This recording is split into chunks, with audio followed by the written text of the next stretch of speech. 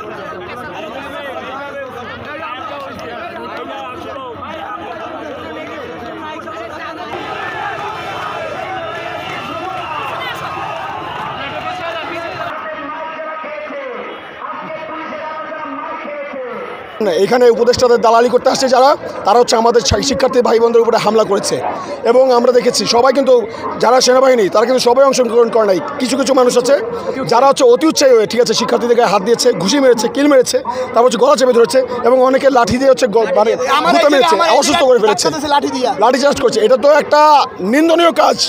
সেনাবাহিনী মানুষের জনগণের ভাই, জনগণের সেবক, তারা দিবে সেবা, তারা কেন হচ্ছে শান্তিপূর্ণ আন্দোলনে হাত চালাবে, লাঠিচার্জ করবে? আমরা এটা তীব্র নিন্দা জানাই। আর মনে রাখতে হবে যতক্ষণ পর্যন্ত না উপদেষ্টা এখানে আসছে আমরা বরিশাল সেখান থেকে যাচ্ছি না। আমরা আমাদের আন্দোলন, আমাদের দাবি আদায় করে চালু করে ফিরবে যাবো। তিনটা দাবির মধ্যে একটা দাবি ছিল যে আমাদের দক্ষ জনবল নিয়োগ, শেরে বাংলার অবকাঠামো ঠিক করা এবং হচ্ছে গিয়ে ওখানে যে যন্ত্রপাতিগুলো আছে সেগুলোর প্রপার ব্যবহার এবং ওখানে ডাক্তার ভিত্তিক যে লেচুর ভিত্তিক যে রাজনীতি আছে সেই রাজনীতি বন্ধ করতে হবে এবং ভোগান্তির শিকার যারা হচ্ছে তাদের কাছ থেকে সেই বিষয়গুলো জেনে সেগুলো সুষ্ঠু তদন্ত করে সমাধান করা। কিন্তু আমরা আজকে 14 দিন রাস্তায়, আমরা কোনো প্রকার স্বাস্থ্য মন্ত্রণালয় থেকে কোনো যোগাযোগ পাচ্ছি না। তারা আমাদের কোনো সাড়া দিচ্ছে না। তারা বিভিন্নভাবে প্রোপাগান্ডা ছড়াচ্ছে, তারা লোকজন পাঠাচ্ছে, তারা সেনা পাঠাচ্ছে, পুলিশ পাঠাচ্ছে, তারা নিজেরা আসতেছে না। তারা ভিডিও কনফারেন্সে আমাদের সাথে কথা বলতে চায়। আজকে 14টা দিন আমরা রাজপথে রোদে পড়ছি, মানুষ অসুস্থ হয়ে যাচ্ছে, তারা এসি রুমে বসে আমাদের সাথে আপোষে যাবে, সেই আপোষটা আমরা মানব না।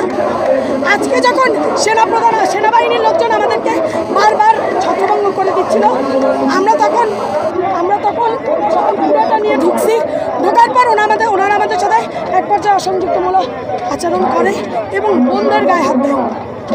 তারা লাঠি নিয়ে বন্ধুদেরকে বারবার পিছনে সরাচ্ছিল।